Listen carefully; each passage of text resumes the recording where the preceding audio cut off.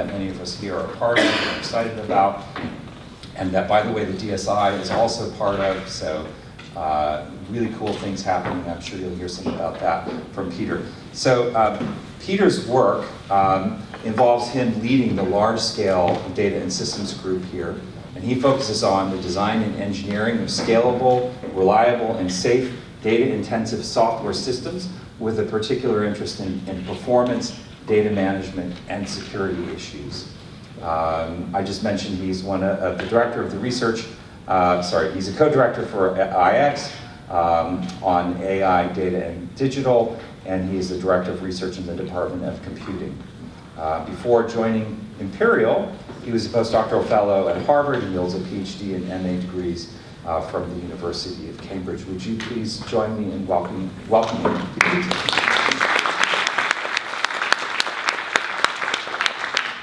All right. So thank you very much, Mark, for the very kind introduction. It's a pleasure to be here. So what I would like to talk about is the work that we do in my group on supporting large-scale machine learning. So I'm a systems researcher, so we build new scalable software systems and infrastructure.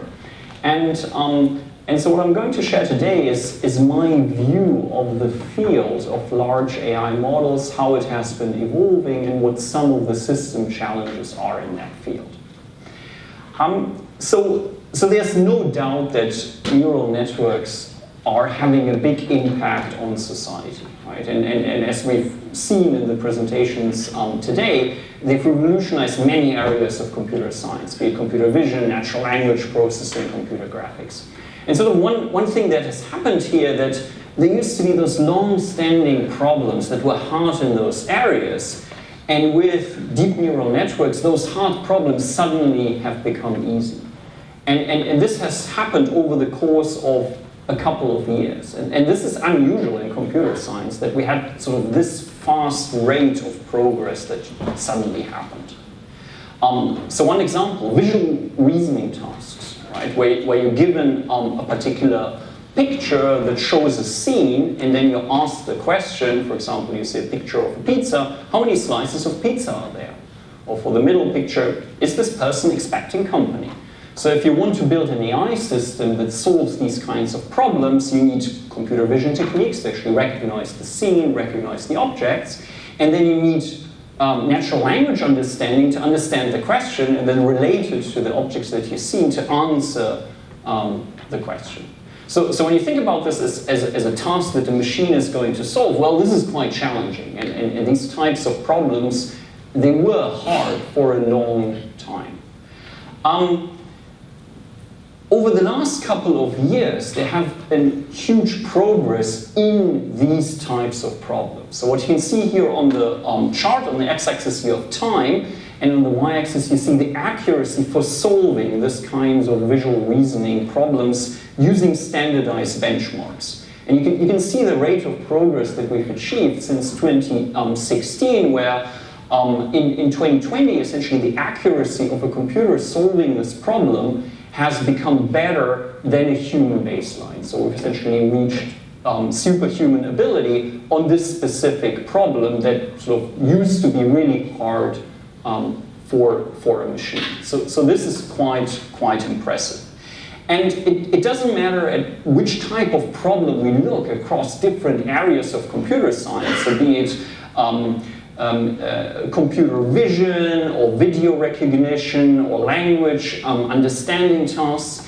In all of those areas, we've seen significant progress across benchmarks that exist in those areas to judge how effective computer systems are at solving these problems. So you see double-digit improvements in those benchmarks across the board. And again, this is rare. It's rare to see this kind of progress over such a short period of time. Generative AI is just adding to this, right? Because now suddenly we have the ability to generate, synthesize text, images, computer programs, molecules, all sorts of content automatically, right? So we've all seen those examples of image generation using DALL-E or Stable Diffusion, where we can suddenly synthesize a new image based on a textual description. Right? So only 10 years ago, people wouldn't have believed that something like this is going to be possible.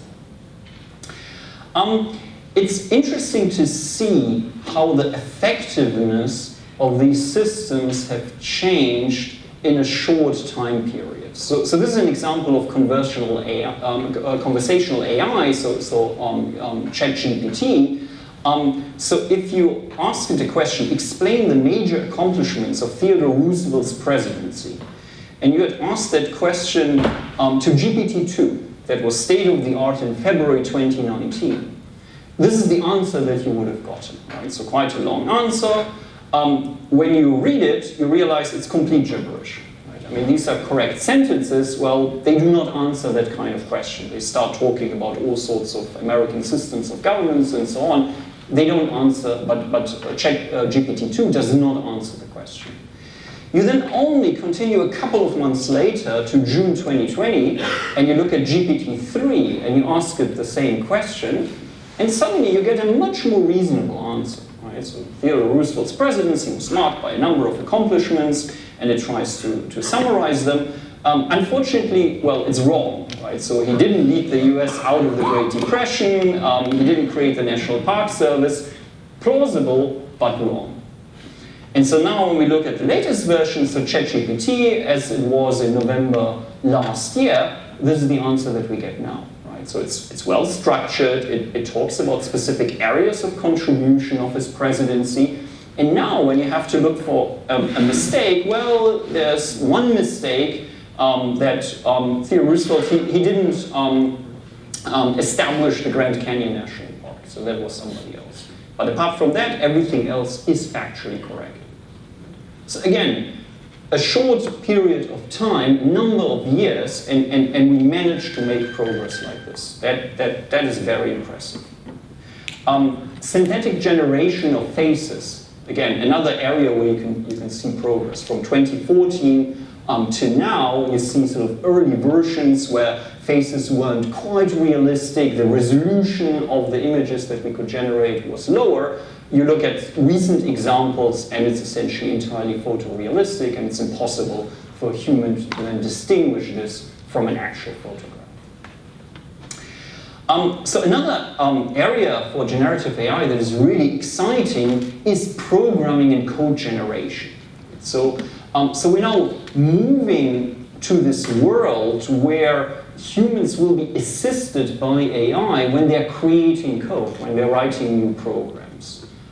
So instead of thinking in terms of algorithms and data structures and doing regular programming, we can now automatically generate the code that we require. And we see examples like, for example, GitHub's Copilot that assist programmers using generative AI in the task of programming. Right? So here in this example, a programmer will essentially write some of the skeleton code that they require. They will encode the functionality of the program, for example, as part of a comment that they've written, and then Copilot will fill in the rest, and it'll generate the highlighted code that you see here automatically based on the context.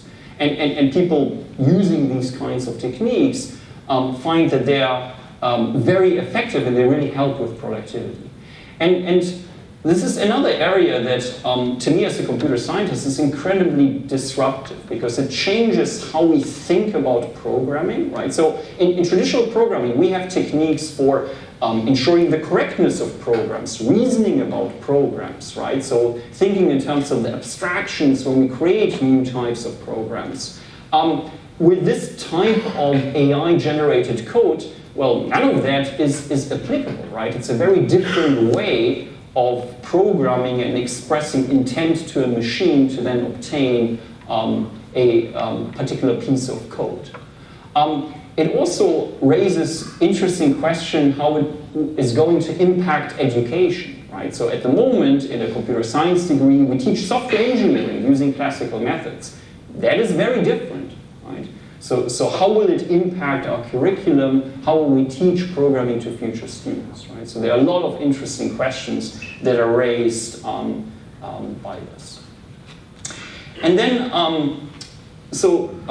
another interesting area are applications of AI across science and engineering. And this is, for example, one area where we are at the IX initiative that Mark mentioned. We're very interested in this area and essentially looking for new types of applications and progress that AI techniques can help across different science and engineering disciplines. So here are some examples, for example, on work that used AI techniques to optimize the design of fusion reactors and come up with very new ways of engineering fusion reactors. AI techniques have been used for improving algorithms. In particular, there has been work on developing new, more efficient ways for executing matrix manipulation algorithms that are automatically learned and essentially provide better performance than manually designed methods by humans. So again, it's another area where essentially the machine ends up creating an algorithm or a representation of a particular para operation in a way that is better than what people managed to come up so far. And then finally, laying out elements on chips. So hardware design is another area where you're facing hard, NP-hard problems, and existing techniques often rely on human intuition to come up with good solutions. And this is another area where we've seen sort of quite a big progress through, for example, reinforcement learning techniques that then can come up with chip designs that are more efficient or have better properties than what humans can come up with. These are only a few examples, right? There are probably far more that we haven't even thought about when we take modern AI techniques and apply them across those long-standing problems that exist in different areas of science. So given all of that progress and those advancements, well, a very reasonable question is, well, how does it all work, right? So how is it possible that we manage to do all of this? Isn't that wonderful?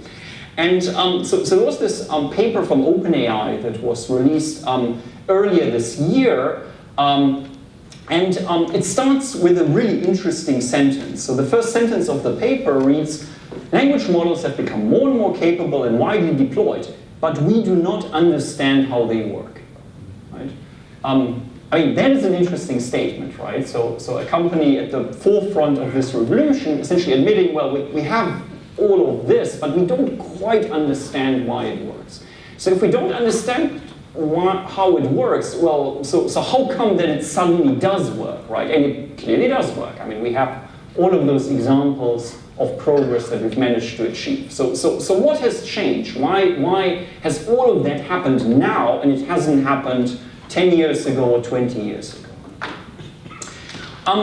So when you think about some of the ideas here, they're really old ideas, right? And the foundations were known for a long time. So when we look at the history of neural networks, for example, early neural network models like the perceptron, well, they were known since the 50s, right? Where we had essentially a computational way of simulating what a neuron does, where it takes a bunch of inputs, it applies weights, it sums them together, and then there's some kind of thresholding function that then makes a decision whether the neuron fires or doesn't fire, right? So those ideas have been out there for a long time, and they've also been applied for a long time. So when you look at the earliest use of neural networks to solve a real-world problem, that was also back in the 50s to do automatic echo elimination in phone lines. And even when you look at computer vision applications, so the earliest example of using a neural network in a computer vision application actually to guide an autonomous vehicle to stay on the road, well, this was something that was done back at CMU in the 80s. So again, it was a very simple neural network, but we managed to essentially put an application together that isn't that different from what we have today. So what happened in the meantime is people added scale, right? They made those things bigger. So this is what deep neural networks really are. We added more neurons, we interconnected them, we added all of those different layers to them, and that essentially made them more powerful in terms of the type of computation that they can express, right? So they became machines for very sophisticated pattern matching. And that's what they're good at, and this is what enabled all of those different applications. So what you have to do here is you have to find the parameters, you have to find the weights, right? So if you make them bigger, you have more weights that you need to tune, and the training tunes those weights, right? So how do we find those weights? Well, we do this as part of the training process when we provide training data. So obviously the availability of training data is the other important ingredient that we have here, right? So classical algorithms like stochastic gradient descent allow us to do this training in a very elegant way, where we're essentially starting with random weights and then we're improving the weights over time based on the data that we see, reducing the prediction error that the neural network provides to us. And we're doing this as iterative computation over and over again until we see convergence for a particular task, and this is what then gives us a particular deep neural network model that works effectively for the problem that we're trying to solve. Okay? So all of those basics were around for a long time, and people knew how to do this. What has changed is the scale. So when we look at the current size of models that we use, such as, for example, large language models, the growth has been really mind-boggling. It has been exponential over time. So this is what you see here, just showing what has happened between February 2019 until now, and you see here the sizes in terms of the number of parameters of different models that have been proposed in the literature. And the y-axis here is exponential. So you can see that those models were already above the billion parameter threshold, and we're now essentially scratching the threshold of 1 trillion parameters that we have in those models. So this is really impressive in terms of the size that we have for these types of neural networks that we're constructing. So that also has an implication in terms of the training cost, right? So the training cost now has become huge for these types of models. So here you see the increase in training costs for large models in millions of US dollars since 2019, and you can see that sort of initially training costs sort of stayed below $1 million, and now we see those very large models that are being trained by companies that cost a significant amount of money, are therefore a big investment for any single company. So how is this training done? How is this training done at scale?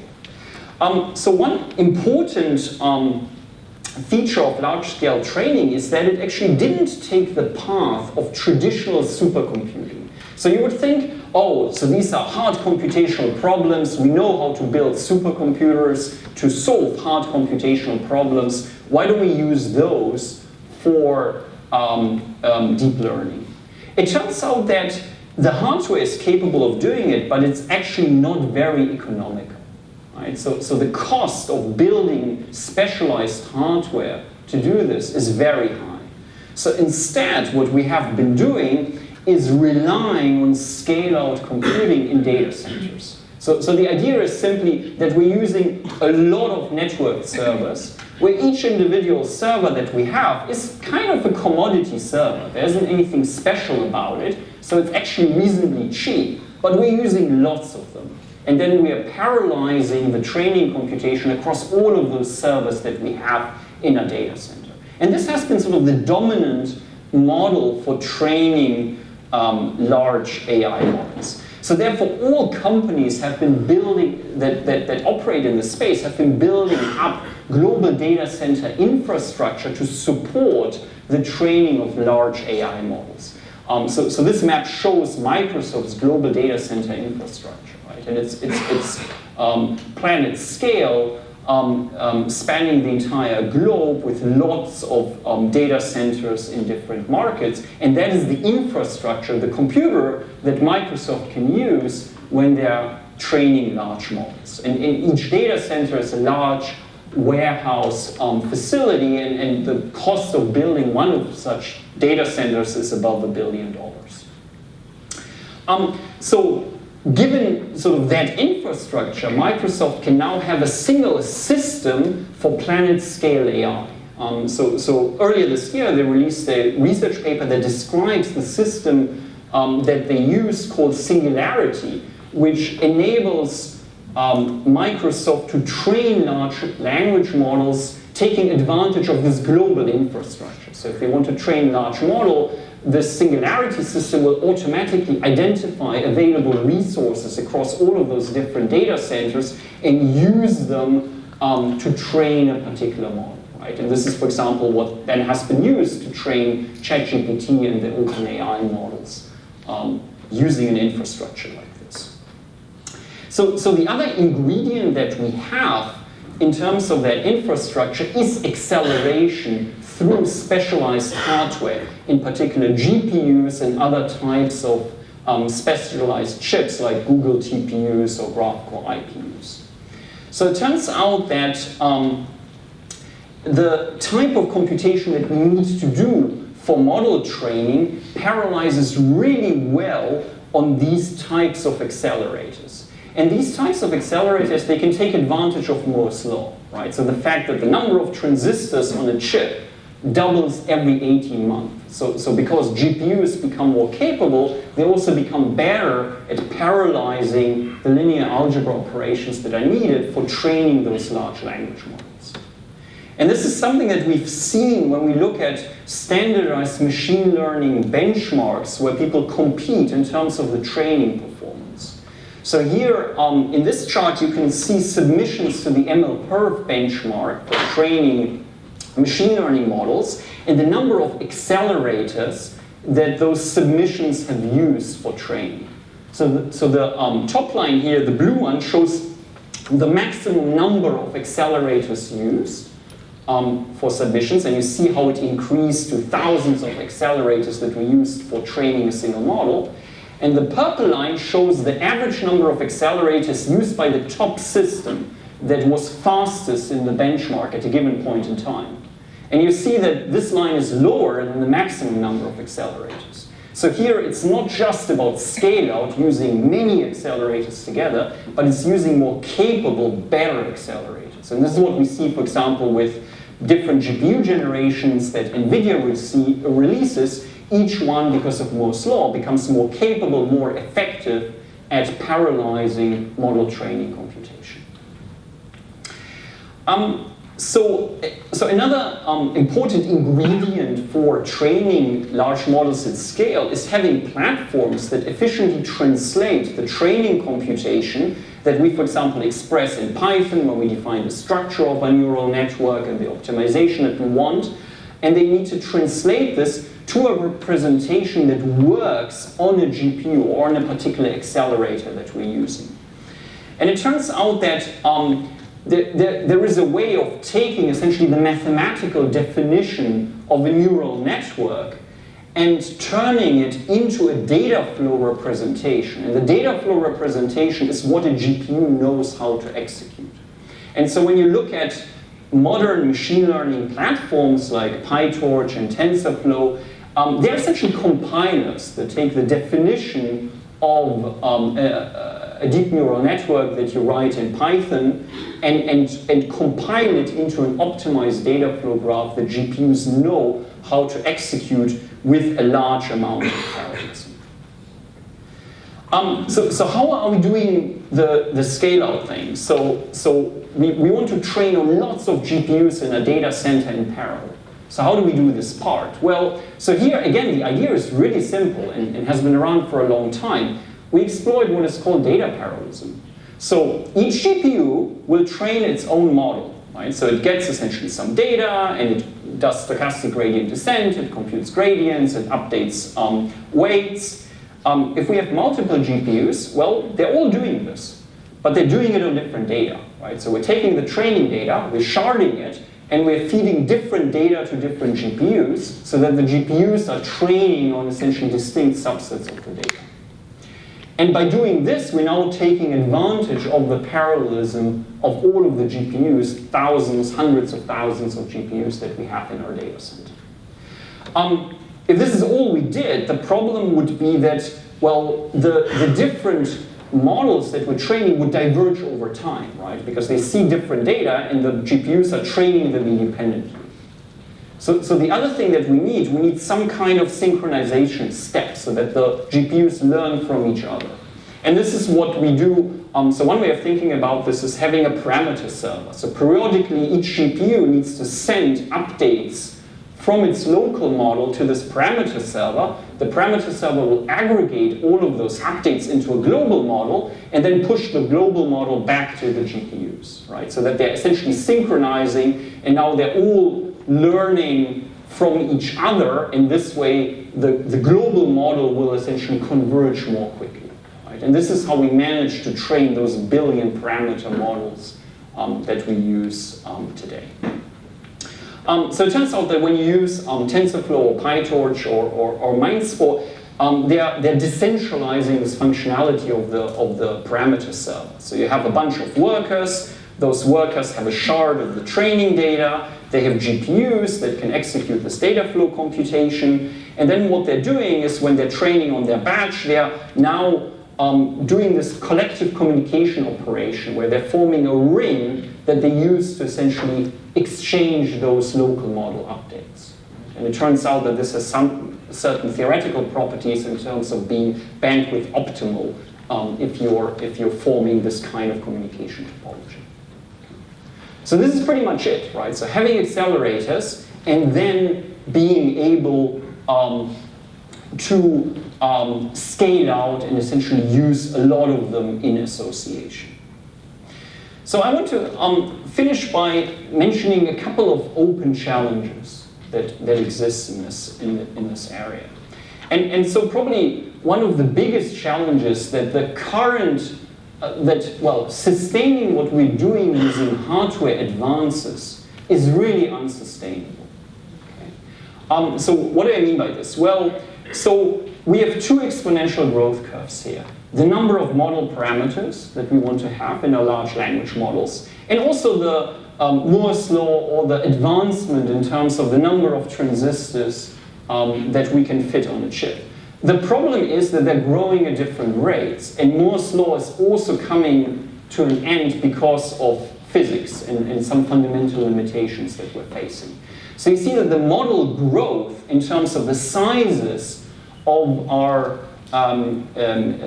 machine learning models grows by a factor of 35x every 18 months, whereas Moore's law only doubles every 18 months. So we have this problem that there's a widening gap between the two, right? And the question is, how can we close that widening gap, right? So scale out using more devices helps, but that only gives us a linear improvement, right? So that is not enough. So either we need to come up with new ways of designing hardware to support large machine learning models. We need to come up with new types of machine learning models, or we need to come up with better ways of scaling to a larger number of devices when training those models. But we need some big conceptual breakthroughs to make this sustainable into the future. Another challenge is the environmental impact. Right, so I've already talked about the costs of training those models. So this is a chart that shows CO2 emissions for training large language models compared to some other activities that cause CO2 emissions. Right? And that comparison is scary in terms of just the impact in terms of electricity consumption of data centers needed to sustain this kind of large model training. So again, not something that we can continue in this particular form. And the final challenge that I want to mention is that we sort of have created system designs that have a strange property. So, so what you can see here on this chart is the model convergence when training a BERT language model with different numbers of GPUs. And you can see that the convergence curves here, well, they're all different, right? So there's a change in convergence when we change the number of GPUs that we're using for training. I'm on that exponential growth curve forever. But if things are improving exponentially to a point where machine learning models themselves become powerful enough to improve what they're doing, right, then suddenly we're accelerating the rate of progress. And this is sort of what the idea behind the singularity point is, right? So on the one hand, this is really scary because we don't know where it's going to lead. But then on the other hand, yeah, it is interesting to think about this, right? And we already see those examples where AI techniques are used to improve AI systems themselves, right? Like some of the examples that I've given. So we're already sort of starting to accelerate the rate of progress. So where this is going to lead is anybody's guess. So with that, I'm happy to take any questions. Thank you very much.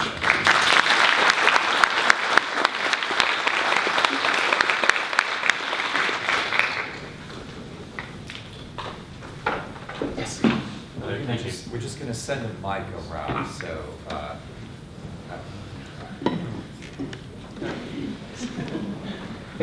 thanks very much. Hi, thank you so much for your talk. So, yeah, thank you so much for your talk. So I had a question about the data parallel training. Mm-hmm. Is that similar to federated learning? So it is related, but a little bit different, right? So I guess the idea behind data parallel training is that you're sharding the training data to improve the performance of training and doing things in parallel. In federated learning, you're also separating the data, but here the goal is more that you want clients to retain control over data, right? So therefore you want to avoid that the client needs to share the data with a central entity to train a machine learning model. So they're also training a model locally and then exchanging updates, but to protect the data, but not so much to improve the performance. And I just had one more question as well.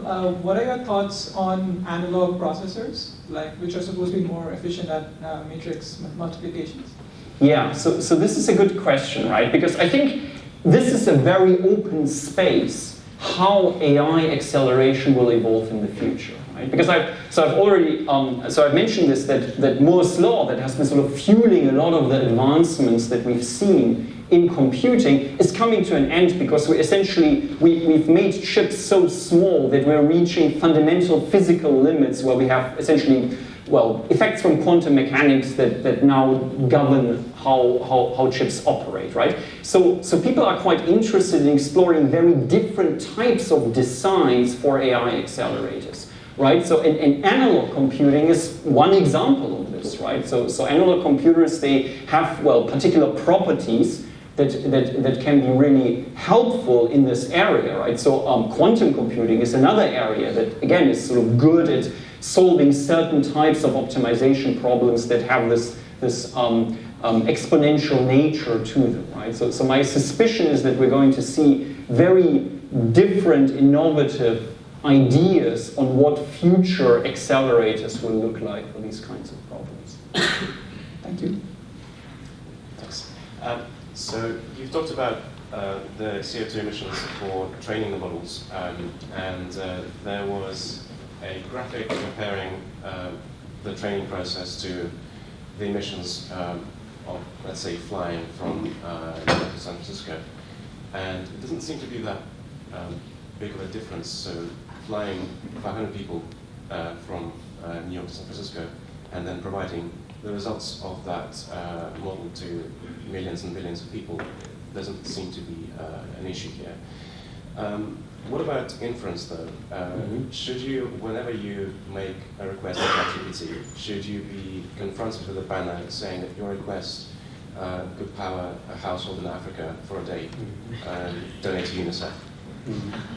Yeah, that's an interesting question, right? And So I think it's tricky, right? So yeah, on the one hand, as you said, inference computation is much cheaper than training computation, right? But then on the other hand, when you have inference computation, well, you're now looking at a lot of requests when you have a particular popular service that relies on inference, right? So actually when OpenAI released ChatGPT, that's a good example. So the ChatGPT service was the fastest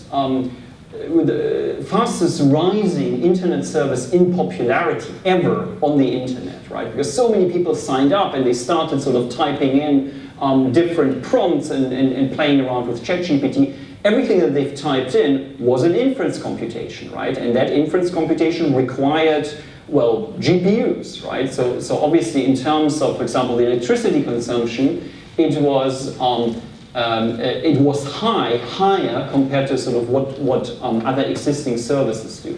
So actually, when you look at the different types of accelerators that people are using for AI workloads, so this is one of the differences between GPUs and TPUs. So TPUs are a custom chip that Google developed for AI workloads. And actually, in terms of the performance, they're kind of the same as GPUs, right? It's not that their performance is better either for training or inference tasks, but where they are better by an order of magnitude is energy consumption. So essentially TPUs are much more energy efficient than GPUs, whereas GPUs are fundamentally quite energy wasteful, right? So for example, if you're Google, right, and you're adding AI features to your search engine and you worry about the cost of inference requests, having TPUs to reduce the electricity consumption in your data centers when handling all of those inference requests is really important. Whether this is going to be enough, that is unclear, right? And this is, I think, where the challenge comes from. Hi. I just wanted to ask a question on the scalability and how this has been facilitated a lot by large technology companies. Mm-hmm. And there was a memo that came out from Google that said, we have no moat and neither does OpenAI, was a leaked memo. And they kind of said, while our models hold a slight edge in terms of quality, the gap is closing quickly. Open source models are faster, more customizable, more private, and pound for pound more capable. And they're doing things with $100 and 13 billion parameters that they struggle to do with $10 million and 540 billion parameters. And they're doing those in weeks and not months. Mm-hmm. So if these technology companies step away from scaling out their development of AI in this way, who's going to pick it up afterwards? Yeah, so this is a good question, and I don't think I have a good answer here. I think, sort of, at least looking at that space from my perspective, it seems to me that we've sort of gone through this phase of a gold rush where people sort of just did the brute force thing of adding more parameters, and it worked, right? And we've seen this sort of often in computer science, that as computer hardware has become more capable, if you could solve a problem better simply by taking advantage of the new capabilities of better hardware, that's what people did, right? I know, again, database systems are a good example, right? Databases became more capable in terms of performance and transactions processed per second, mostly because of improvements in the underlying hardware, not in conceptual advancements when it came to the algorithms or how they work. I guess as we're moving away from, well, simply going for scale and adding more parameters, we need to think about being smarter, right? And essentially thinking about, well, better neural architectures, new types of solutions, right? And there's a lot of ongoing research in this space exploring different ideas. But it's sort of not clear that there's this sort of one idea that seems to be sort of that will sustain us in the near future, right? So it's not entirely clear what is going to win in that space. Like, for example, the availability of open source language models is really interesting because it does enable innovation. If they're, for example, smaller in terms of the number of parameters, this may make the training more sustainable for organizations that don't have the infrastructure that Google or Microsoft have, right? But where this is going to lead is really difficult to predict. For one more quick question. Thank you. So you mentioned that even if you have the same model that you want to train, just that you have different hardware settings, you will end up with probably a different result. So I think from my own experience, what's even worse is even if I have the same hardware, the training result would just be slightly or largely different sometimes when I train models using distributed learning. Yeah. So this gives me a lot of problem in reproducing the result. And what makes me curious is that I don't see many people talking about this problem. It's like people don't really care about this. So I would like to learn your viewpoint on this. Yeah, so yeah, this is a really good point, right? Because I think when you look at how machine learning platforms like PyTorch have evolved, they sort of started as libraries for training a model. They first used CPUs, then they used GPUs, and at some point they realized, okay, now we want to distribute. And they adopted particular approaches for distributing model training. But those approaches are such that they change the result, right, in terms of what they do. And this is how they were designed. And there's sort of various reasons for that. I mean, so one reason is what I've mentioned about floating point computation, because floating point computation is essentially, it's an approximation, which means that if you decompose the computation differently on different devices, errors are going to add up differently, and therefore it will affect the result. The other shortcuts that people have taken in terms of how they parallelized models, where they realized with a small reduction in accuracy, we get much better performance, right? And this is again sort of then a trade-off that is being made, right? And I think a lot of this is sort of poorly understood, right? That since these types of systems haven't been designed in a very principled way, I guess when we use them, we kind of realize those shortcomings, right? But we sort of should step back and think about what is actually the right way of designing that infrastructure to give us particular well-defined properties in terms of the results that we obtain. Fantastic. So will you join me in giving a round of thanks?